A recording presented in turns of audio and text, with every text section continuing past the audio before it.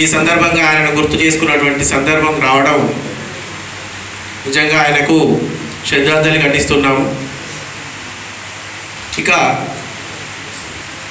మన సాహితీ మిత్రుడు పెనుగొండ బసవేశ్వర అన్న ప్రశ్నను మింగిన కాలం పుస్తకావిష్కరణ సందర్భంగా సోమనాథ కళాపీఠం నుండి ఒక సభ్యుడిగా నేను రావడం జరిగింది.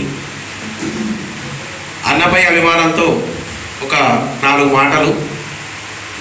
పోరాటాల పురిటిగడ్డ పాలకుర్తి బిడ్డడు, తెలుగు ఆదికవి సోమనాథుడి వారసుడు, పేరు బసవేశ్వరుడు.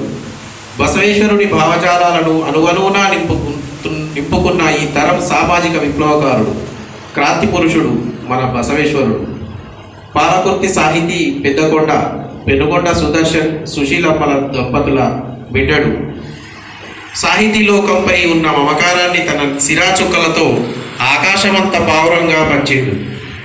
వ్యంగ్య చిత్రాలతో సామాజిక రాజకీయ ప్రస్తుత పరిస్థితుల బట్టబయలు చేసింది.